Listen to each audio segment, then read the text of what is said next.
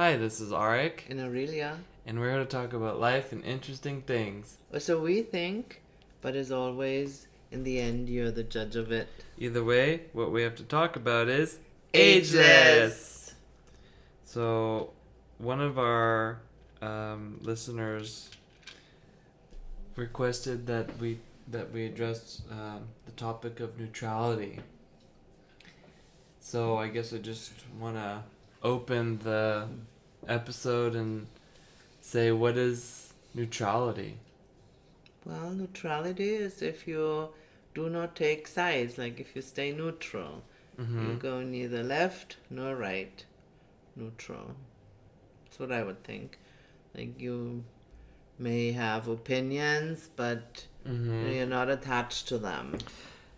Well, I think this is very timely because we're about to enter into the full moon of battles on the weekend. Like, it's the first full moon of the astrological equinox, and like since the astrological new year. And I feel like what you're saying, like where you're not going left or right and stuff, is like really what has been part of the strings that's been pulled by the negative agenda, like of what we're facing as a collective. Like, at least in the United States, I mean, I'm sure in other countries as well, but it's like for the past couple years it's been, or even longer, it's been like the left versus the right, and then it's like, black versus white, and then it's, certain classes versus certain classes, like this whole like battling between. And it's like, if you don't take a side, then you are either like this whole thing, silence is violence. Like, what if you're being neutral? So, like, how do you know if you're being neutral, if you're taking like the high road? Or how do you know, like, if you know what I mean? Like, you see what I'm getting at a little bit here? Like, with neutrality, I know what you're saying, and I think I can imagine where the question's coming from. But it could also, and like, if you're really neutral, then you're not being attached or sucked in. But it could also be seen as silence is violence. Because if you're neutral, you don't say, like, you don't participate or what? Or No, like I said, you can have your opinions and you can participate, but you're just not attached to it. Because, Or you can have an opinion that is actual neutral. yeah. Because we've seen a lot of this kind of, I mean, I grew up in an environment, so I can recognize it when it happens, like where there's triangulation going on, like where one parent wants the two siblings or siblings and friends to fight with each other for whatever the reasons are. And I can totally see this is happening across the world even. Like, now we have social distancing, and it's like we have the vacciners versus the vacciners, the COVIDs versus the non-COVIDs, so it's like we are in a way being forced to battle each other. And it's so difficult to be neutral in these situations, I think. But the full moon of battles, I think, is really going to help. So I think the topic is very timely with what's going on astrologically, and of course in, the illusionary world. I mean, we have to really set the framework for this conversation because this is a world of duality. I mean, through duality, our whole world comes to be. Our whole reality is dual. So, there we cannot talk on this level, we cannot talk about neutrality, because if we do, then everything just disappears. It's like, of course, in one way or the other, we always choose a side, so to speak. But I really don't think that that's what we're talking about. And so this is where we know we cannot change context. Okay, well said. I totally agree. So let's just then establish it, like, omfang, like from the beginning, and we say neutrality in the highest sense is what? It's totally static. There is no action, there is nothing going on. Because even, like, if we take a simple example, even if you make a move, like, you have to put your right foot forward or your left foot, who cares? But the other foot will follow. So there is always a dominance of one side. It's so interesting that you say that it's that our world comes through duality, you know, and I feel like it's the other way around. Like our world ends up in duality because even with the right foot and the left foot, technically it's being processed in the brain, which is actually neutral, you know. So like then the brain gives the command, and then like the feet represent in the body, like the brain is like the higher realms and the feet are the lower realms. So like the higher realms give command to the lower realms.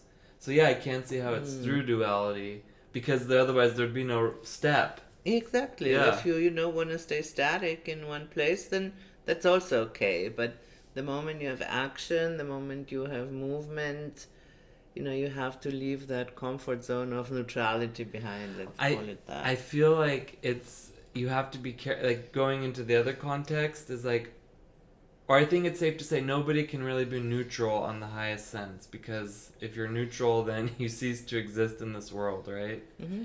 So I feel like the thing is with neutrality, it can be very dangerous because I feel like what it sounds like you're saying is something you've said before. It's like the Buddhist high road of, just being neutral about things. Like the Buddhist high road of compassion or whatever, I think you called it once. Like where you just take the high road and you don't really engage. You know? Yeah, I don't know if I said that, but... Yeah. Mm-hmm. Yeah, you've said that before. It stuck with me. It was very interesting because it's like, it's, I think probably where the question's coming from then is like, how can you be unaffected by all the chaos going on around you know? Yeah, like I said, you cannot be attached. You cannot be attached. You cannot be attached. So it's about non-attachment, not about neutrality. Or being detached, or not being like attached. Passionate detachment, how we call it. Yeah, passionate, nice, beautiful. What is that? Yeah, I mean, I can still have a passionate and compassionate perception, and not be attached to it. That's a very high goal to accomplish, actually. And here, let's just, talk about things that are relevant to people rather than being so theoretical and then everybody can just spin in their mind whatever they think there is. So, with all the examples that you brought up, it's very much as you were talking about a divide and conquer. Yeah, like I wrote in my full moon forecast. If you mentioned the full moon of battles and stuff.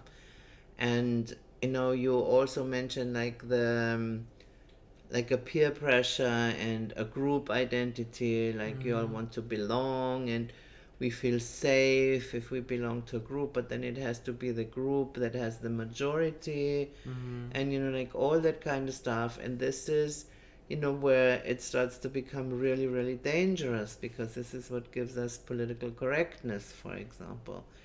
Where nobody dares to say what they think anymore. At the same time, we say, oh, but the First Amendment is like the most amazing thing. So here Dr. Seuss is being called a racist, and, but the First Amendment is being held high. So there are too many contradictions in this situation, and if you speak up, like even if you're not attached to something, you are being what is it, like nailed down to one side, like or being held hostage as compartmentalized or thinking a certain way. And this is, I believe, where it becomes really, really difficult for people to stay, air quotes, neutral. Right, neutral.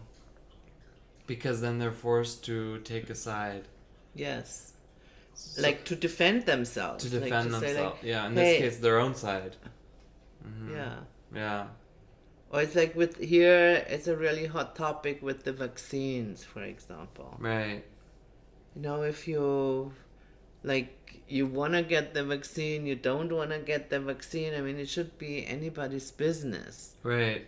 But you say either way, you're already antagonizing the other half of population. That did get it or wants to get it. Mm-hmm. Yeah.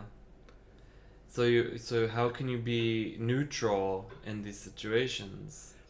Well, I can imagine that, I mean, thank God you and I and pretty much all our family members, or, family members here on this side of the ocean, we are all pretty much the same page. That's right. But let's say you're not. Let's say one person in a marriage wants to get the vaccine and the other person doesn't. And then, what? Can you hold it just for a second? Mm-hmm. And then to make things even more complicated, I feel like this whole idea of peer pressure could also be there, where it's like maybe then everyone in that family or in that group goes along with being on that same page, but maybe secretly they feel another way. Yeah. And then it's like, but they just go along with it because they want to be in the pack and it makes them feel safe, but maybe they really want to get the vaccine or they really want to do something, but they would never dare to speak up out against it. Yeah. I feel like that's, could also happen, so please. That's totally true. And in order then to stay neutral in the sense that we have defined it, is really you have to just understand where the other person is coming from and allow this to be. Oh my God. So how did we define neutrality again? Just to bring it, just so that everyone doesn't have to rewind. That I can my opinion, but that I cannot be attached to it in the sense that, I start to become violently defending it. I will not. I mean, it. I have been called many, many, many things. I rarely ever defend myself because I have total compassion for the people calling me all kinds of weird things. So then here's for their perception. So then here's this idea. So you're saying that you need to understand where the other person's coming from. And that's what you do, and that's why you don't have to defend yourself. So you can only understand in my experience, I'm just going to run that by you, you can really only understand someone where they're coming from if you have compassion for them. Yeah. Because otherwise you're in union and then you just know. Because you're in union. So you have to have compassion to know where they're coming from. And then, of course, the trap there is to not fall into feeling better than or pitying or... Well, then you're not neutral anymore. Yeah, of course. I'm just saying, these are the caveats here. Because I feel like, sometimes people say, I'm neutral, I take the high road. I'm compassionate, I take the high road. And it's really, you're not doing any of that. That's right. Because if you really understand where someone's coming from, it's not about being sympathetic or empathetic with them, but really just having compassion where you are detached and you understand and you have passion for that, situation. Yeah. And there, and if this situation then arises, then, I mean, me, then I would point out certain things and I would say, hey, but look at that. Maybe if you can contemplate this, maybe this helps you with your perspective. But then when I run into a wall of resistance, then I'm not going to do that. Because like I said, I am not attached to preaching my point of view. No, of course not. Of course not. And thank God for that, because your voice is so mesmerizing. We might just listen to that. So I mean, this is very difficult, but it's also quite liberating. Yes. Aries is all about liberation, and this full moon of battles, I feel neutrality and how we have defined it now is extremely important, because part of this whole pandemic situation has to do with a big part is this social unrest and how we're fighting each other and how we're not in a state of union. You know, because in union we have power to Yes. to overthrow the negative energies that, you know, are swirling around. And rather than being like neutral, we are taking sides because of peer pressure, because we feel lonely, because we want to judge, you know, because maybe we even think things aren't that bad or things can get worse. We throw the dice, we take the gamble, and we do that, and it's that's not being neutral. Because I feel like also though, like even if you are silent, you can get emotional, and then it's also still not being neutral. Like if you have like rage inside, like someone says something to you and then it bothers you, even if like you look neutral on the outside, emotionally and within like the privacy, oh gosh, I almost said privacy, within the privacy of your mind, then you know you can Missing England, I yeah, can missing tell. yeah, I am. I really am. Yeah, I have to me too, admit. of all the places. I miss Mhm. London.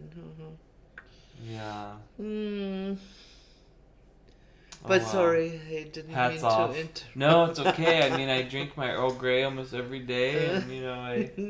So, but yeah, either way, it's you can have emotional reactions, and it's not neutral at all, right? That's right, because whatever it looks like, it doesn't matter. I mean, you also have seen me from the outside on a rampage, but inside I'm still neutral. I Nice. Well can said. just, turn around and let it all go in the blink of an eye. Right. And that's like the compassionate detachment. Yeah, because you don't want to suppress, No, you and you don't don't. want to repress. That's not being Uh-uh. neutral. No. This is what I think you said before, that happens easily with peer pressure, that let's say you really don't want to have that vaccine, but you don't dare to say it because your partner does, or all Mm-hmm. your friends do, Mm-hmm. and then you are out there on your own, and so you just go along with it, but inside, like, everything about it feels wrong, and you start to become resentful. It's so intense what you say, because I feel like being neutral is an inner goal and not an outer goal. Yes. Because I'm pretty outspoken how I feel about the vaccine. In the beginning, I was, you know, sensitive with people, you know, and obviously professionally in my sessions, I don't say anything to either effect unless, you know, someone really wants to hear my personal opinion. Yeah, because you work with the bodies of That's the right. people, and the body It knows what the person has nothing needs. to do with anything. No, not with you anyway. And yeah, and That's neutral. That's right, right, neutrality. right. You have your personal opinion, Yeah. but you stay entirely neutral. Oh yeah. And you give your best service Oh to yeah. anyone. Oh yeah, and that's really amazing because you have to be neutral to give your best service. Absolutely. How does the ego like that? Ta-ha. Not at all. But I mean, I'm totally neutral in my work. And if we're going to the Mm-hmm. cosmic pixels, because just today I think it fits so nicely, because in our rainbow road trip that we're having with the first 12 days of Aries, which is amazing, guys. If you haven't signed up for it and you think, oh, now it's too late, it's not. It's better to program one day or 1 month. You like not anything at all. Either way, like the hardcores, we are on this day number 6, and this is Virgo, and this is about service and in cosmic pixels. This is the archetype of the hermit, and that archetype is entirely complete, 100,000% neutrality, Ah, okay. and also service. Beautiful. Yeah, Beautiful. had to say that. Yeah, I love that. Mm. And being neutral in service makes so much sense. Mm-hmm. Because And this I is mean, why you won't yeah. burn out. Yeah, Because totally. this is also, like when I was, in a past life doing like hands-on healing work, like I would not burn out. I would not get tired. I would be energized. Yeah. Because, it's just the energy flowing through you. But, if you're a healthcare professional, or you call yourself a healer, or and you are tired after your sessions, you know that there's some ego operating. You know that there could be a little bit more neutrality. Right. Because otherwise, you know, you run the risk of burning out. Because you use your own energy. Yeah. Had to throw that in too. It must be that day number 6. You know? Yeah, absolutely. I remember you told me a lot of stories about like burned out healers who would come to you for help, and it's because their ego was doing it. I mean, and really the whole industry is really a lot of ego in that industry, because I mean most healers are type A personality. Oh, I didn't know that. Oh yeah, they're type A personality. I mean, most of them have their own businesses. You know, they don't really want to be told what to do. Like, they make their own things. It's most healers, like in wellness people, massage therapists, they're type A. I mean, think about it for a second. Think of pretty much every massage therapist or healer you know, it's type A. Or someone who's like in the wellness industry. Yeah. I don't know, maybe I don't see it. Maybe I'm too neutral. Yeah. I mean, just like statistically, like, because you know I've studied the markets and stuff, so it's really difficult, because when they passed this law in California where like freelancers, like you couldn't have freelancers anymore. It was like a lot of the wellness professionals got really upset. Oh, really? Yeah. It was, but then I think they stopped that bill or something. Thankfully, I don't know anymore, but it was really intense. So either way, about service and being neutral and Virgo and the Hermit, which, you know, was ruled by the Hermit, Virgo, all makes total sense. So I feel like it's really important that we become liberated from this opinionated, critical, taking sides kind of energy. Or I think also, I feel like the question is coming from this place, like, if you're being attacked, how can you be neutral? The first image that always comes to my mind when I hear that question, or when it is, there is a movie with Eddie Murphy. I think it's called G. I'm not even really sure what it's called. Okay. But if I find it, maybe we can put it in the yeah, I'll put it on the page. Yeah. It's like, I thought I'd start doing that too. Either way, he's like this kind of supposed guru, and he walks there in his white nightgown at the side of the freeway, and these kids drive past in a truck, and they throw like these Coke cans at him, and he picks it up and he holds it and he blesses them from the bottom of his heart, thanking them that they didn't throw a stone. And this is like the perfect scene for me. And, you know, and the movie goes on, like, it's really a funny movie. And with good lessons. And so this is how, you know, you're being attacked. You find something to bless your attacker. Oh, nice. You have to do that, because once you start to defend yourself, everything is wrong. Or even like with, how should I say that? You know, you do not fight psychic energies by producing more psychic energy. Wow. That will never work. Never. Right. Or what would be another example? Like, you know, if you're into martial arts, then, you know, or if I'm into martial arts, my art would be Aikido, because, you know, you just go out of the way. You let like the person just like damage themselves. Like, you don't have to do anything. Yeah. And I mean, you know that from my video games, the way I play video games. Yeah, that's right. Absolutely. That's all about being neutral. Yeah. It doesn't mean you're apathetic. No, my God, no. It just means that you stand in the middle. You're using your brain. Yeah, like in a coordinated way. If you bring the brain into the mix, then we have the left hemisphere and the right hemisphere, and then we have the corpus callosum that connects both, right? Mm-hmm. Okay, and if this is all working as a great union, Yeah. then it's no longer about the left and the right Right. and the middle, but then it's just one brain Yeah. that acts as needed. Yeah, union, which is also ruled by the hermit. Yeah. Telling you guys, day 6, you better head over to, I don't know, wherever you can Zodiac sign up. hacks. Zodiac Hacks. Mm-hmm. And sign up for day 7 to 12 of hacking the mainframe of the Zodiac. It's so important. It's amazing. Mm-hmm.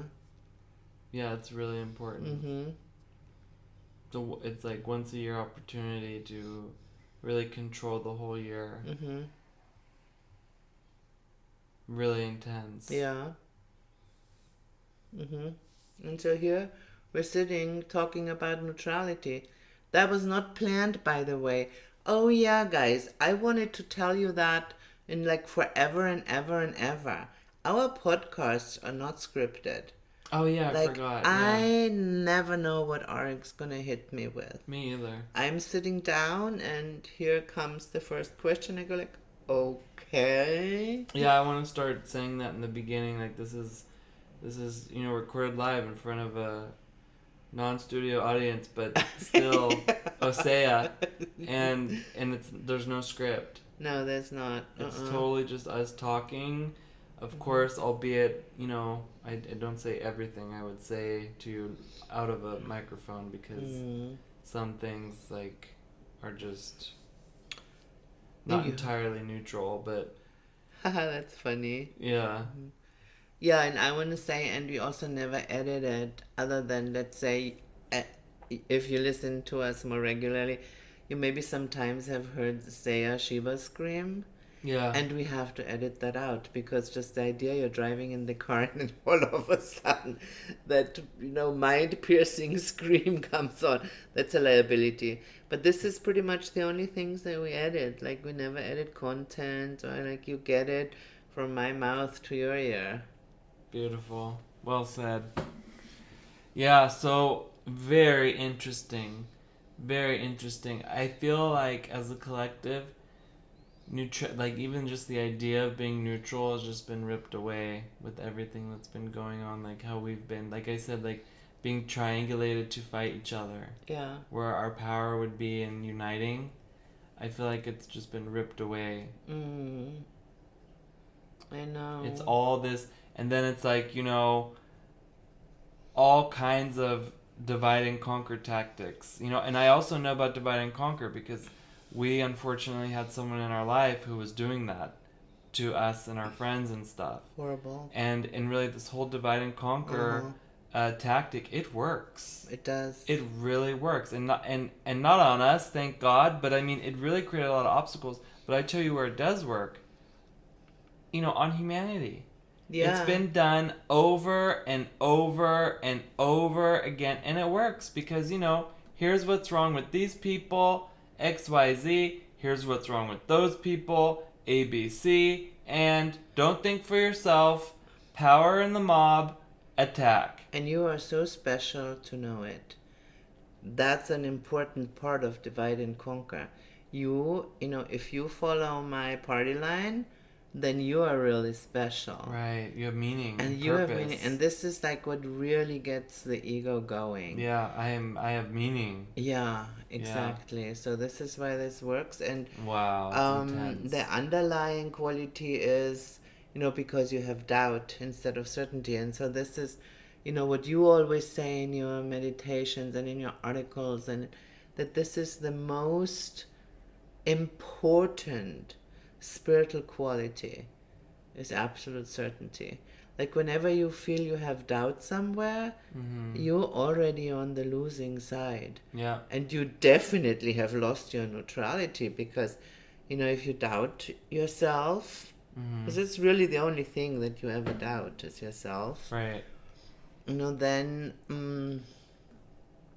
you start looking for proof. why your opinion is correct. Mm-hmm. So there are people who will say or not say things so that they can be accepted by others. Yeah. Or, even people are afraid to like say or not say things for professional purposes. Yes. You know? And yes. and actually by definition, evil speech includes the things that you don't say that you should say. Totally. Or obviously also the things that you do say that you shouldn't say. Yeah. So it's really intense, like in terms of fatalistic, bigger picture, cosmic window of like, I was actually last week we were watching the video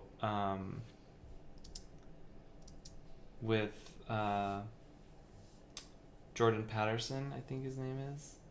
Yes. And he was talking to a feminist, Mm-hmm. and she was giving him all her the GQ interview. The GQ from interviews, 2018 or something. and she was giving him all her reasons and this and that about blah blah blah whatever, and it was so interesting because he said to her, "I can see your points, but I don't see you in there. Like these are not your opinions, these are not your thoughts. These are you're just parroting." And I loved when he said that because I see people doing that all the time too, and I was like, man, this guy's really smart. I had never seen anything from him before that, and I was just like, yeah, people do that. They just parrot because they, they're afraid to be rejected, or they're afraid to have to take responsibility, or they're afraid to, or they're just simply lazy, or to admit that they're wrong, or yeah, that too. It's a really big one. But too lazy to make up your own mind, and if you just parrot, then you live under the wrong idea. Like, so wrong, guys. I cannot begin to tell you how wrong. That you're off the hook in terms of accountability. So, but you're not. Yeah. Then if you have like your thinking processes laid out for you, like by the mainstream or your family or your friends, then you're basically being programmed. Or also, like the not mainstream, like the rebellious, like every, of course, whatever every it group is that you want to identify whatever with. it is. So then basically then your mind is being programmed like a computer. Yeah. So then basically then you're becoming like artificial. Yeah. So then basically you're becoming artificial intelligence. Yeah. Oh my god, guys, have you heard about the grippers or what they're called? Like these little nanotechnology chips that, can be entering your body with all kinds of means. Mm-hmm. And then here they are. Yeah. I mean, nanotechnology is like, it's technology. It can be hacked. We watched an intense movie last night. Anon. Mm-hmm. Oh, with Clive Owen and Amanda Seyfried. I don't want to say a lot about it, but guys, if you have Netflix and you're movie buffs, hey, yeah, that's right or wrong. The things we're talking about. Yeah, it was dark, but appropriate. Talking about your brain being hacked. Yeah, so then you don't think for yourself, and I think, how does thinking for yourself and neutrality play together?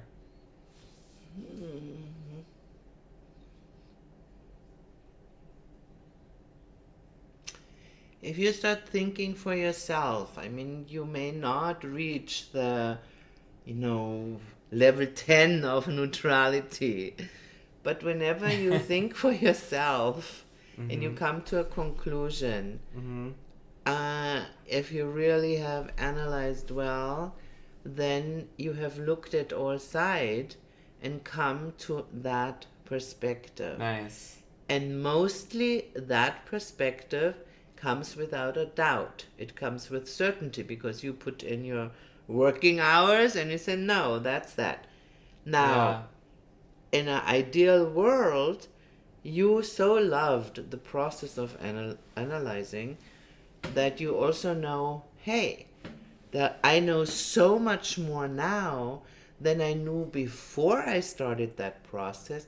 I want to keep that door open. Mm-hmm. And that's how you get not attached to your point of view. Yeah. Because then you're always open to new information that come in, and you can supplement what you know, and you can analyze more. And trust me, guys, you will be so busy just with your own mind and your own thought processes. You don't have time to worry about anybody else, and nor would you have capacity to care about what it is they think. Yeah, but you About can you. still but you can still understand where they're coming from. Absolutely, more and more and better and better. I think the more people do that, the more beautiful the world will be. Oh my God, it'll be amazing. So please, you guys, start doing that. Mm-hmm. And if you need help, get a balancing, use your oils, use your classes, Mm-hmm. meditate, do what you gotta do. Or just start contemplating one little thing that we put out there. One little thing, and, keep your mind busy that way. Yeah, because it will happen. And just, like one thing, if I can put this out, who traditionally and actually would benefit from divide and conquer? Like, that's a good place to start. Or Yeah. another good place to start would be, oh my God, how many trillion of dollars are being printed for, like, what, social relief or whatever it is called? Mm-hmm. Uh, Communism. How does that work? How can printing money that is not connected to any value really be a relief? Right. Just stuff like that. Mm-hmm. Or start to contemplate in the privacy of your mind, honestly. Am I selling my soul to be able to go on vacation? Right. Small things like that. Or even like, what's in this vaccine? Yeah. Why aren't they disclosing the ingredients? Yeah, even though that's a little bit of a slippery slope, because exactly, we do not know what it is, so we cannot ask what's in it, but just in the realm of divide and conquer, But why aren't do they not telling me? disclose it? Because divide and conquer for me is like creating separation. Yes. And that is a violation of union. Yes. And so it's like, that's what it is. Mm-hmm. That's what it is. But I think it's also sometimes a little bit slippery slope, but on the helped. Yeah, but just on the, like, in terms of, contemplate and use your brain. You can come up with your own conclusions. Up with your own conclusions. Yeah, Even and they will be amazing. We're saying, think about it and come up with your own conclusions. Yeah, exactly. Think for yourself. Break a mental sweat. One of my favorite movies, Yeah. Dodgeball, with Ben Stiller. Sometimes I like to break a mental sweat. That's right.